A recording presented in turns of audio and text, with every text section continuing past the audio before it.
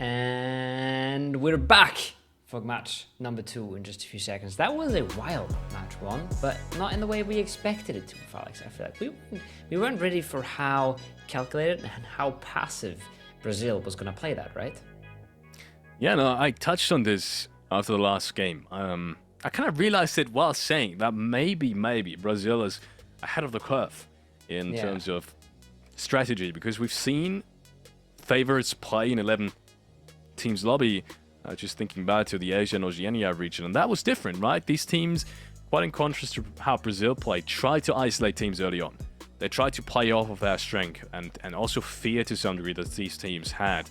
And this didn't lead to an upset. Quite the opposite, actually. They were able to qualify quite convincingly. But is it really the smartest play? Or is it just not mattering because they are just that strong of a team? I think the smartest play is that you actually do tend to take as many chicken dinners as you can, because, once more, kill points are less than in a normal lobby, less than in a 20-kill lobby, less than in a, 20-kill, 20-team lobby, less than in a 16-team lobby even, obviously due to the fact that only 10 of the teams are able to be killed in this one. And that also means that placement points in proportion are going to be higher. I touched on this just last game, and that means the more games you take, the higher probability of you qualifying there is. Yeah. So maybe Brazil, as I said, is ahead of the curve. Maybe this was a map-specific thing. Maybe this was a match 1 thing. We'll have to wait and see what they pull up in the other 5 today, especially. We'll have to wait and see what it translates into. But it's definitely an interesting strat, because we talk about it a lot. We try to think about it a lot, right? And it changes massively when you have so few teams in the lobby. But it changes in a lot of different ways, because you can say, well, it's easier to isolate fights, right? Because there's less teams. But then you're also, everybody that wants to punish you for fighting early also has more space. They can also take more space around you. They can also make more plays around you. So it's like, it's really complex, and there's a lot of different dynamics going on. And we see in that game, Brazil, they just completely stay out of it. They don't take any risks. They play it super safe. They play really good compounds. They extend really well from their compound onto the hill early to make sure they have that access. So macro game is super clean, but it's not aggressive at all until they have to be. And then they are perfect. If they lose that fight and they go out with 3 elims and a 4th place, we say, oh, that's a bit of a fumble. Maybe they should have gone earlier. But if you close games out like that, there's nothing that can be said against you. And it's a lot more repeatable than a duo of Argentinian players getting themselves 9 elims, right? That's not something you will be able to pull off every single game. If Brazil is able to pull off this kind of macro game, then they will show us a whole lot more chicken dinners. But we don't have a whole lot more guesswork, at least for game 2. The plane's on the way. This one is a pretty far western one, but should be doable considering the amount of teams we have in the lobby. And we will be holding our breath to see what Brazil, what Argentina, and what all the other 9 teams are able to do in this one. Yeah, as you said, I don't think these playing paths are going to matter. I think in all of these 12 rounds, you can really blame it on that. Now the big difference, obviously, is it's not Senegal anymore. So these phases are bigger, right? These zones are going to be bigger. Also means even more potential for isolated fights early on. And yeah, as you said, I'm interested to see whether or not this is a one-off coming in from Brazil, because right then and there, from what we've just witnessed, if they continue playing like this, it really means they're going to go exclusively for chicken dinners, and maybe even might even dodge third-party opportunities if they arise, if that means there's any kind of risk whatsoever involved. Yeah. And taking home a game like this. And that's what I'm interested to see coming in from the big favorites. But also, we touched on this at the very first game. These favorites in these qualifications, especially the IESF World Esports Championship regional qualifiers, they've always ran away with it. Yes, sometimes there's more favorites, sometimes there's less, but it's never been an underdog so far this year, at least. This year, I'm saying this year. So I'm not sure if that makes it more likely or less likely, right? Because yes, we haven't seen one. So that means at some point it's going to happen, but is it really going to happen in this region?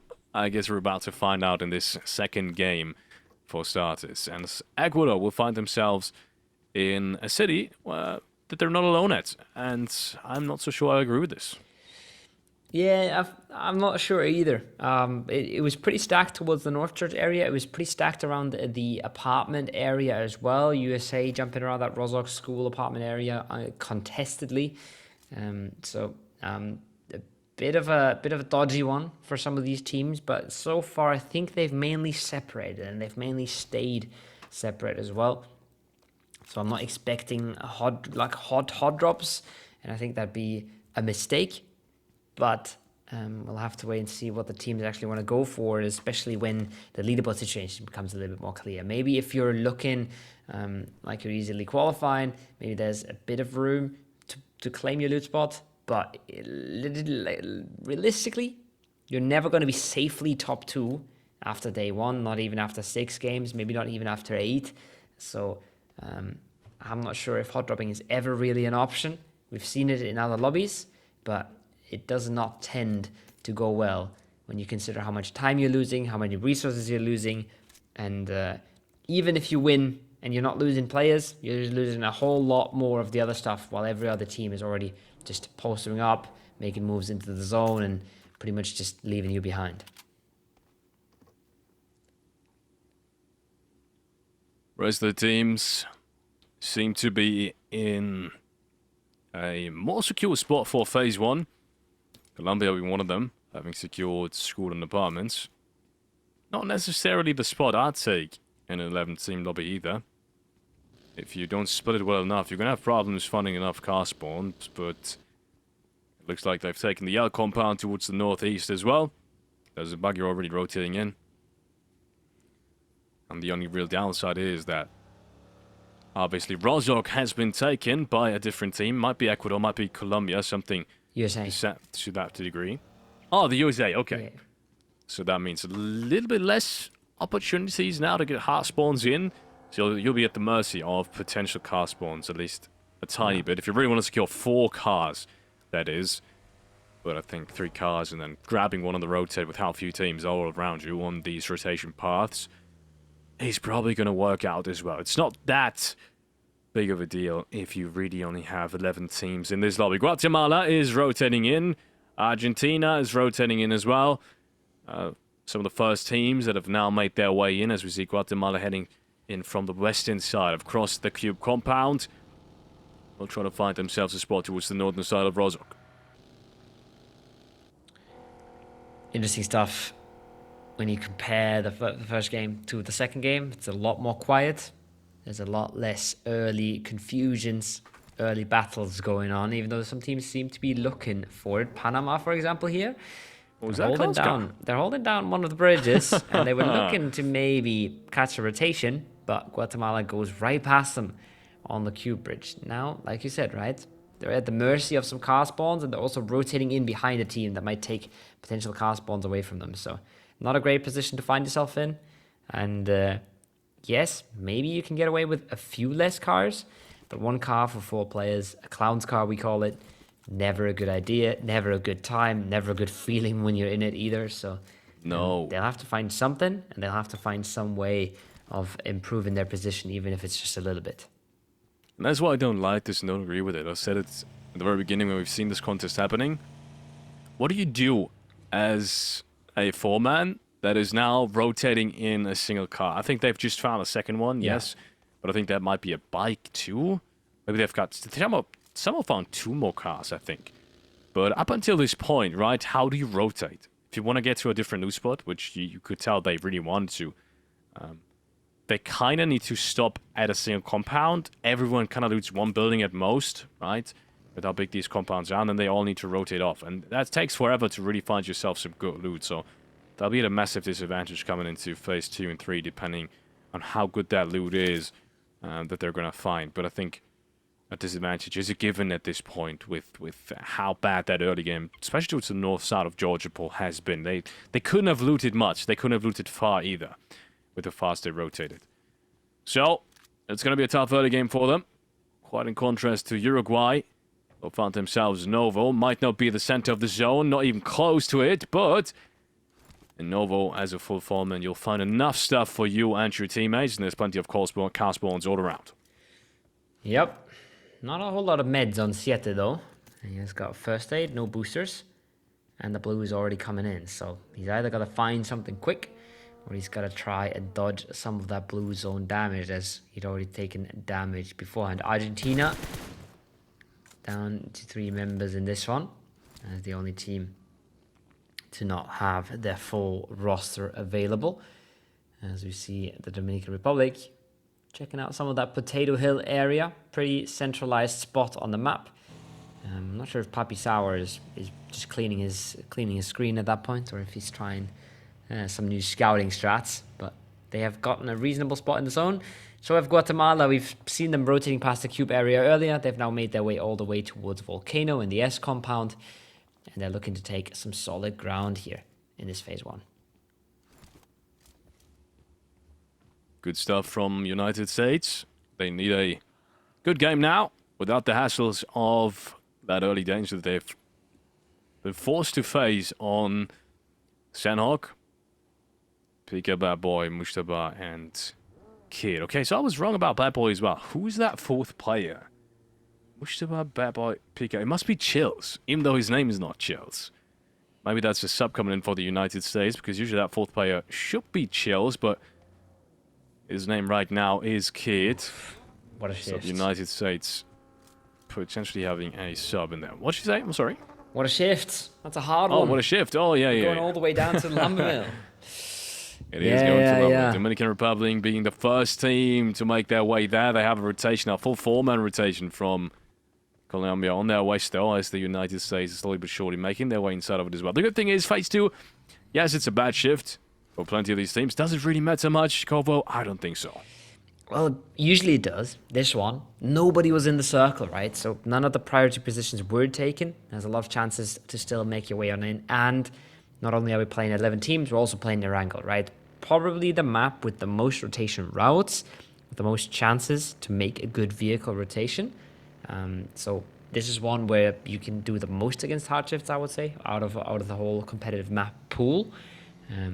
But still, there's a few teams here that have a big head start, and we already see Chile setting up around the Lumber Mill area. Potro jumping around on the rocks, as the rest of the squad has set up a pretty wide perimeter around the Lumber Mill area, and now teams starting to settle on in right below them have to be a little careful. Achilles wants the Wizard Tower.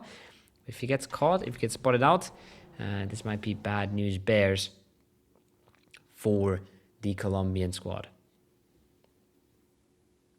There they go. They found themselves a home. Colombia with one of the strongest compounds towards the eastern side of things. If it does decide to shift west and on some of these endings towards the west of obviously the Lumber Mill area, the Shelter area, then that is the strongest compound. At the very moment, actually, is the most centralized position as well, at least in terms of hardcover. So a really good spot. In terms of winning probabilities, a really good spot for Colombia right now. We've seen the circle end time and time again towards the western side of Lumber Mill, all around that street section. And yes, you can breach it, but realistically, a good team is not going to let that happen. So getting into any of these spots, maybe even farm later on, is going to be really, really difficult. I'm interested to see when Brazil is going to be able to group up. I think they should be able to do so yet, but they're not quite deciding to do so yet. Yeah. And that is interesting, because that western side of farm, I'm not sure how valuable that is. Yeah, I was thinking the same thing. I was just staring at the map, waiting for these vehicle icons to start moving, to start grouping up, but they weren't deciding to do so yet. And I'll have to wait and see how long they delay that decision, because the farm rotation is pretty solid, and it's a pretty good spot to be playing out from. So could be a possibility. Argentina, they lost a member earlier, but they've now picked up an airdrop at least to make up for some of that, as they are coming in on the far western side of the shift. They had the USA in front of them moving away, so they have to sort of keep track of that. They have to keep track of that rotation. You could see it there for a very short second. Little Boy, the only Brazilian player that's not in a vehicle right now, so they are ready to make moves. What moves those will be, we'll have to wait and see. And this is big. This is big for Chile. They now see that this compound is being evacuated, and they're taking a few shots here. But even if they don't get the kill, they get all the information that this has just transpired. And with phase 3 shifting on to the north, This is still a bit of an interesting information piece for them. It's going to tell them a little bit about how many teams are playing in front of them down towards that northern hillside. What a circle shift. Goes east again. So Ronaldo now in the most centralized position. That's how fast things can change. In Brazil, this time around, playing it a little bit slower. They have grouped up. We've talked about it. We're kind of surprised to see Brazil not grouping up the way that we thought they're gonna. Towards the southern side of farm. It's a good entry if it does the shift west this time around. A little bit more trouble as they rotate in towards the compound just north of Shelter. Hall of Fame, though, right on the other street, is taken as well. That's gonna hinder their access towards the eastern side significantly. Which is why I think they're gonna spread out towards Shelter area sooner or later as well. Because if you want to rotate out and someone's in Shelter and Hall of Fame, there's almost no way anyone is going to let that happen. You cannot. You don't really have a hard time of exiting their compound. So, expecting to see Brazil spreading out a little bit further towards the western side. Yeah, it's an interesting entry. They also kind of missed the timing a little bit to actually see teams move in ahead of them and maybe backfill some of that compound. The compound we talked about earlier, right side of the road, pretty good hill access, pretty solid starting position. But they don't get that information because they were a little bit slow and they were a little bit far away from that farm player, right? So taking it very, very slow, taking it very safe. We'll have to wait and see if that pays off. Chile, they're holding a lot of that lumber mill area, but they have given up the yellow houses to the east. Now, Siete is pulled up close, instantly catches an 850 damage, but Elite might not be sticking around to see the reaction here. He wants to be careful about this as well. He doesn't want to take any unknown risks, but Siete is caught out in the open by the AR, and if they can get a few of more shots in, they might get the flush as well. I think they have. And Siete being down means they know it's a 3-man next to them, Felix, and they might just go in on this. They might just go in on this indeed. As Gilla is continuously holding towards Uruguay, and you can see all of them are trying to rotate closer together, but that finishing move has not happened just yet. It is Siete that has been taken down though, so he's not going to be able to get taken back. As now the Chile players are really closing down on the distance to Uruguay. First nade is coming on through. He might just be taken down by the vehicle. That is disastrous right now for Uruguay. But continuously trying to defend this. 118 is coming out, and Chile is just toying with them, playing with the vehicle, surrounding them one by one. As there has been a trade that has just happened. Navy actually takes down 2 players, I think almost the second one actually. I might be mistaken that Podjok somehow survives, but Eureka is trying to close this, and he does, but not before 2 of his teammates will be taken down. But that's the beauty of it. 11 teams only in this lobby, first team to be eliminated. Look who's around this. Almost no one. They will be safely able to get all of these players back. That was a crazy fight. That was a crazy risk to take as well. If you're Chile, yes, they have to move to the circle. Yes, they have an opening, but they went absolutely just to the wall with this, not holding back at all. And it almost cost them, right? 1 flush there would have been big against them. 2 would have been crazy, and maybe even a third party coming out from a Colombian squad could have just absolutely ruined their game. But Colombia focusing more on the circle position than on that fight, than on that third party opportunity, and they're not even holding down their edge. So this is an interesting decision. When you look at the map here for the Colombian squad, they're not pushing up to the edge to try and hold it. They're pushing more to the center to try and play there and maybe dodge some of these early fights. So that helps out Chile in the short term, but it might still be a good decision for Colombia either way when you're looking at the bigger picture.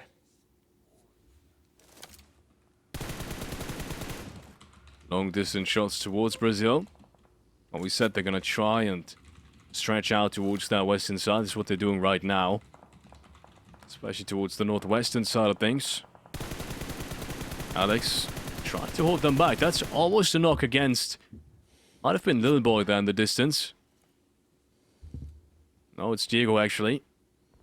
And that's some really important bits of damage as well. It's going to keep Brazil at distance, at least for the time being. It's not permanent, obviously, but it's going to reduce their ability to make something happen this phase already. Now they have to be careful of being surrounded, because you can tell Brazil, they're looking for this fight, and we talked about this.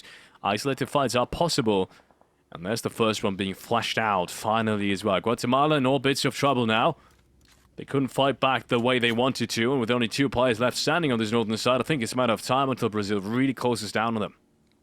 And this is what you love to see as well, right? We talked about their passive play, we talked about their positional play, but now we see them punishing, we see them spotting weaknesses, spotting mistakes, and punishing. So that's super nice to see. They can do both in this lobby. They know they can do both, and they are trying to pull that off right now. Gonna be interesting to see what they end up doing in the bigger picture when the circle comes on in, when they have to move one further. But I wouldn't hate to see them just completely punish on this, because they should know they have a big man advantage here. And if they get all the information, if they're able to track these players, good fight to take. Ecuador on the other side, a much messy one, a much harder one. They have to take here on the edge of the circle. More shots against Ecuador. That is some really good shots, actually. Wow, takes him out of the vehicle.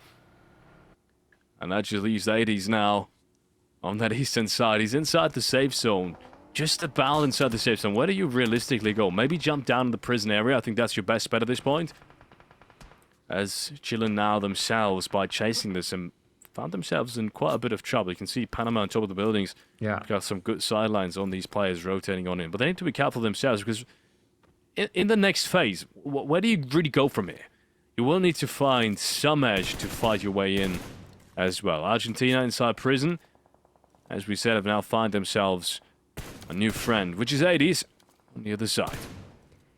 Classic salvage play, just fly into prison. It's something you see time and time again, because there isn't many teams that want to be in prison early.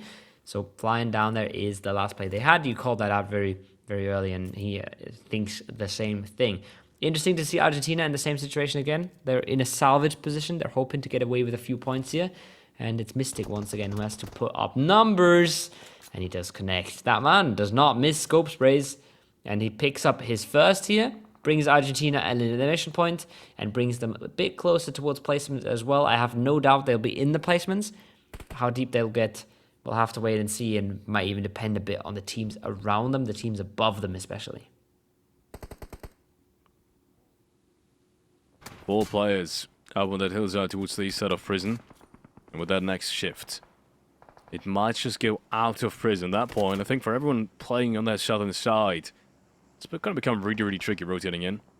You can see Suriname might have the best of options, actually, out of all these teams playing on the southern part of this zone. Colombia, depending on how many players are going to be alive all around him in this next phase. Right now, it's 4 players from Chile. Has an equally good chance, as they still have plenty of their vehicles, and that's going to be the most important part. But we'll have to wait and see. Maybe it's going to center up as well. What we do know, though, is there is going to be more fires on the southern side. It's not only the United States rotating anything. I think it's the Dominican Republic right behind them as well. And they are making a move just about now. The United States is actually going to have to defend this as the players are rotating down. No knock so far, by the looks of it. As I have to retract that statement. It is Hisoka actually going down for Colombia. Oh, they're not staying clean, but especially the Dominican Republic just gets swept aside there. USA, they just dominate them. I think the pull-up is just a little bit mistimed and misplaced, especially as they go in between multiple teams. Now Chile wants to benefit from this, but they've made their math without Colombia stepping up. They have to be careful now as well. They want to isolate a fight on the edge. They want to take a bit of control and make sure they can take one of these fights, especially with the knocks they had before. Bad Boy being the one knocked. Now Mujaba comes over the top, but he doesn't find anything instantly. And they are playing with fire, because there's a good nade. There's finally a good piece of utility that opens things up. Mujaba wants to follow that one up. 2 seconds on the nade. 1 second when he lobs it on over. This one's looking clean, but doesn't do the damage he needs. Shotgun in hand. Can he catch out a timing? Can he catch out a frag? Nope. Not to be done. Chile, 10 items and counting. They are cleaning up this edge. Colombia in front of them is going to be a hard task, Felix, but I feel like they've done the job for this game. Yeah, massive, massive stuff. 10 frags coming off Chile, cleaning up absolutely everyone on that southern side. This is a really good showing, and I said that there's more than just one favorite team, and you said it as well. This is one of them. This is Chile now, closing the distance on Brazil on that overall leaderboard. They didn't have too good of a first game, but they strike back almost immediately. No matter how this one goes, you said it, this is a good average point for the overall leaderboard already being secured. Deep southern shift, that is massive as well. Not only for Guatemala, also for Argentina. And the rest of the players down there, I think there's Colombia there with a solo left alive. Actually, never mind me. I think it's Ecuador who's been taken out on the meanwhile as well, apparently. So 80's not alive anymore. Next fight comes on through. And Colombia, with the Dominican Republic in front of them, still have to be careful of not being third-partied from the back as well. Yeah, and they were trying to flex out. They were trying to make sure the compound doesn't move towards them. They were taking some good aggression there, some good nades as well from Molina, but in the end, it is, I think, Brazil from the north that punishes and that gets the angles out. Now this becomes extremely tricky if you're Colombia. You really, really have to be scared of all the space Brazil has and all the angles Brazil have, because you've not been focusing on the south and you've not been taking out Chile. So completely surrounded now by 2 to 3 teams. They once again try to move more central and they try to dodge all these fights. How successful that's going to be, I'm not sure. But I'm looking at Hunters and I'm thinking he's sailing into an absolute pit of opponents from all sides and he has basically 0 chance to survive. And it is, in the end, Colombia from the top that picks it up and at least gets himself another elim and another placement on top. Pretty good stuff from them as well, but now comes the cavalry. It is Brazil arriving, and that's going to mean trouble for everyone else on that northern side. And Brazil, they want to close this fight out fast. Diego there with the shotgun is going to take heavy amounts of damage, but they will do clean. Actually, yeah, they will clean everyone from Colombia. I was confused there for a second as more nades are raining in now. But without being taken down at all, everyone will go down, and they will pick themselves up 3 frags. And potentially even more with Chile now rotating in. 11 frags on them as well, just based off of eliminations in this game. They might have a little bit of an advantage, but one thing's for certain. They will not coexist here in this fight either.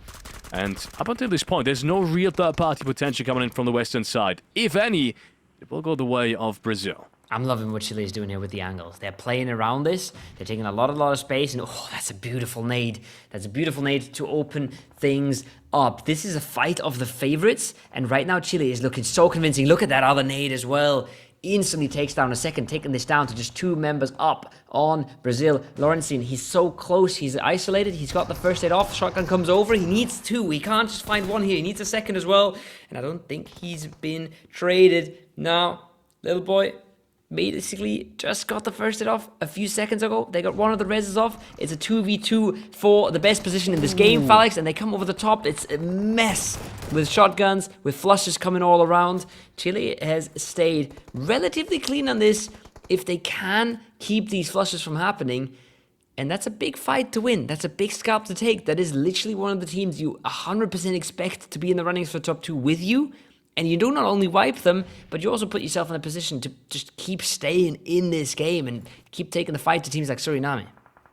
Yeah, crazy stuff coming from Chile. Not only this fight, but the fights before that have been so methodical, so clean. What a nade! Wow! That is some good stuff coming out from Alex from Guatemala, the last sole survivor. He's going to take down Melo here from Suriname. That's going to hurt them because they were in a good running for this game as well. And unfortunately, that is obviously going to hinder their chances massively. Now, Chile, they're looking to close this game. They're looking to have one of the biggest, potentially even the biggest you could possibly imagine, the biggest of games in this qualifier. Because realistically, how big can you really have games with only 10 other teams? Yeah. Right? And so having a 15, potentially now with the rest of the players, once again, potentially being picked up by Chile. We're going to have to wait and see how that works. So potentially a 20-kill plus game for Chile would mean that is a very tough one to catch, even for the likes of Brazil, who've been playing that's killing half the lobby. Passive up until this point. Yeah, it might be even more than that, realistically, to pick up more than just the 20. So Chile there with a really great spot, and as you said, in one of the best positions now to get angles and take control of this map. Yeah, and Alex helping out a great bunch, like you said, right? Suriname, they try to take space. They try to put an anchor player sort of below, and Alex instantly catches that out and ruins their chances. So the single Guatemalan player making this a whole lot easier for Chile than it would have been. But don't sleep on Argentina here. If a few knocks go the wrong way, if Chile is the one losing players first and getting knocked to their knees, there is a chance that Argentina once again puts up a massive salvage. I think they already have here with a top 4 and an elim. Once again, down to a duo extremely early, down to a 3-man as the first team in the lobby, and then down to a duo pretty early. But they're once again putting up numbers and salvaging points. As you can see, Trent, he's not in a great spot. He's trying his very best. He's connecting a good bunch of shots, but just completely surrounded by the Chilean squad, and they are taking control right now. They're looking to close all of this out, and I don't see a good outcome in this for anyone else but Chile right now. No, not really. As Elite has now wrapped 2 more angles together with his teammate up on that western side. This is perfectly played. I don't think they're going to let anyone get away with this one. I don't even think Lex is going to be able to get taken by Argentina. They're already throwing grenades towards it. Argentina has at least some say in it, though, as they are nading towards Chile. They don't want to go out without a fight here, but they would have to hit amazing, amazing nades towards the players of Chile. Some really fortunate nades as well. Some really lucky nades. I'm just going to say it like it is. On towards both of these players at the same time almost for them to really do anything about it. Because if both sides stay alive, the angles are just going to be too good for Chile to really deny them running out of the prison area. And there's the nades coming in. I said they need 2 amazing nades towards both of the players coming in from Chile. But that's just not happening right now. Instead, it's the other way around. Now, there goes one. But his teammate has been knocked. Navy's been taken out. Look at this. Podro is already pushing into the prison area. Mystic, the last player standing. As it is still 3 players left alive for Chile. They're trying to secure the 19th frag in this one. As more nades are raining on through S12K. This is surely going to be the end of it. Yes, he's found a second one, but I don't think it's going to be enough. S12K, he's been taken out to 40 HP, and there goes the last shot. Argentina is eliminated in second place. And what a performance from Chile from start to finish. They've looked absolutely determined to win this round, and they will as well. That was chaotic. That was just crazy. On the top of the lumber mill area, starting off fights, going absolutely ham on the first knock they see, and then just continuing to rack up the points. USA gets taken down, Colombia gets taken down, Brazil gets taken down. 19 frags for the Chilean squad is absolutely mental here. And they're going to make a massive jump on the scoreboard, but somehow, Felix, for the second game in a row, an Argentinian duo sneaks second place. Crazy. That's nuts. Not gonna lie, that's as good as it gets, really, in terms of an answer for Brazil. We said these 2 teams are the favorites. Now, Brazil wins first game, Chile wins second. It doesn't get any more methodical than this. And both of these teams with really just disciplined games as well. So, really good stuff. Really good stuff from Brazil here as well, and trying to play it as clean as possible. They will secure a couple of frags as well, not just a couple. I think it's been 6 or 7 points, so it might still be close on the overall leaderboard. But in terms of big rounds being secured, I don't think anyone is going to match this today. That's just been Chile from start to finish, cleaning up every single one, and that also in a methodical fashion that we haven't seen from Brazil. It was super clean all the way until the one before, where I think they take 2 knocks there. That's at least 1 too many. That could have maybe spiraled out of control if a crazy shotgun shot would have come out or something like that. That would have been an insane clutch if it had come out from Mystic. But until then, it was so clean, and against some of the best in the lobby as well, right? Brazil is the big scalp to take. 10 elims for Eureka there, and a whole bunch of damage, but some crazy nades from MZ as well. I think some of these were absolute fight openers, especially towards Brazil, and then later on towards the players below them. So crazy stuff coming out of Chile here, and like you said, a complete opposite to the win we saw in the last one. No slow play, no positional play, just getting a knock and getting the hell in there and closing it out in style. So crazy stuff coming out of that squad. Really good. Gotta highlight, obviously, Eureka. I mean, you said it himself. What a performance. What a performance. 10 frags. It's the best performance of the day so far. I thought Mystic with 7 frags was kind of a standout. That was kind of a standout performance. I think maybe someone's going to match that, but not more than that. And then obviously Eureka comes out swinging like this, picks up 10 frags on his own. Almost 3 times as much damage as Podrock, who's just had a pretty good performance as well, and who I said was going to be the standout player for Chile. But no, instead it is Eureka, match MVP as well. Would have thought that was going to go any other way, with, once again, 10 frags being secured for Chile. This is massive answer. I said it before. This is what you need in order to strike some fear also into Brazil, who we said was going to be the biggest favorite for the very first spot. Not only the top 2, but the very first spot as well. So Chile is not only give them a big boost in confidence, But also goes to show them to the fact that they literally just clean wiped Brazil, that even Brazil is able to get eliminated in a direct isolated fight. And I talked about this leaderboard situation as well. Wow. Yeah. Goes to show you how important it is to pick up these rounds. It's crazy. I mean, yes, picking up these rounds, but also like we talked about, there's way less kills. Look at the kill column and look at the elims. There's 3, 4, 2, 1, and then there's 19. That's absolutely mental. Look at 11 teams, right? 11 times 4, that's 44. Then you count out the 4 Chilean players. So they have 40 opponents and they eliminate 19 of them. That is insane. Anybody that watches Battle Royale esports, no matter which one it be, is it PUBG Mobile, is it something else, knows eliminating half a lobby. It's absolutely mental. Getting 19 elims in a 60-player lobby is crazy stuff. Getting it in a 40-player lobby is even more insane because you can't just win the game. You have to kill enemies faster than anybody else can and faster than they can find a way to get eliminated. So crazy stuff coming out of Chile in this one. And we have a few teams sneaking a few placements. We have a few teams sneaking a few frags as well. Looking at Suriname there, looking at Colombia. But insane stuff coming out of Chile. Chile putting up quite the standing for this lobby. And it's gonna get me thinking how many more teams could potentially do something about this, about these two top teams. So far, we've seen some amount of good performances from Argentina, who will, by the way, pick themselves up another second place. Yeah. But fighting-wise, no one's been as consistent as these two teams. And man, I don't want to get back to this story, but we got to touch on it again. We've said that these favorites tend to always come out on top, no matter how many games are being played, even the best of 12. Even in an 11-team lobby, the favorites tend to win. And now it's exactly these two favorites going back and forth in terms of wins. It's not a coincidence whatsoever.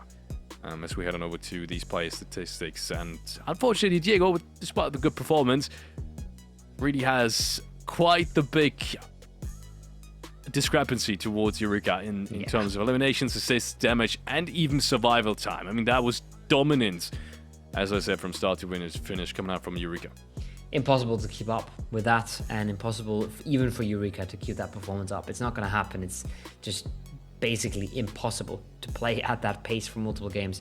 3,600 damage for Chile is also just mental stuff coming out as the 19 elims what gives them the points. But yeah, complete dominance in this lobby, closing out their fights and putting themselves into a easy first place. Wow. After a not convincing round one. Remember, we talked about it after round one. We said lots of favorites on top: Brazil, Argentina, Colombia. The only one that's missing is Chile. Well, they're here now. And the 29 points in a match will do that for you. Can they keep up the pace? We'll have to wait and see. But yeah, those games, they kind of just go to show that even just go back and watch a few games, chill, lean back, watch 6 games, and then look at some teams in the middle of the standings and what a 29-point game would do to their position on the leaderboard. You'll realize everything is possible in a best of 6. Everything is possible in a best of 12 when you have games like this. Massive stuff. I didn't think it was going to be enough to get to 32 points, but apparently it is. And I definitely didn't think it was going to be enough to close the distance on Brazil, but they've done even more so. They've actually overtaken them. So massive stuff from Chile. 22 eliminations will also be the team that has now gained most amount of eliminations. Brazil just standing on 15 and Argentina 22 right behind that. Argentina, though, I can't really, despite them being really close to Brazil and Chile right now, points-wise, I can't just yet really rule them into that favorite kind of ballpark that we said that, you know, these two teams are going to be in, just based off of that performance. It's been a different kind of play from Argentina in contrast to it's much less Chile reproducible. And Brazil. Right? They're finding positions as a duo that really work for them. They're finding frags as a duo here and there. But that's not going to be consistent, and that's going to be hard to pull off throughout the matches. So going to be super interesting to see what they do with this. But I'll say it once, I'll say it again. It still helps. Every point helps, and every point as well helps keeping up that mental, keeping up the good vibes in the team, keeping up sort of the hope that you can make this. Because if you're a team right now with 3 points, you're in a whole different mindset than a team that's with 22 points, even if those 22 points might have just been salvages, right? So it's a big thing, it matters, and we'll see what Argentina can do with it. Ladies and gentlemen, we will see what Argentina does with this in the next and remaining 4 games of the evening after a very short break. We'll be right back.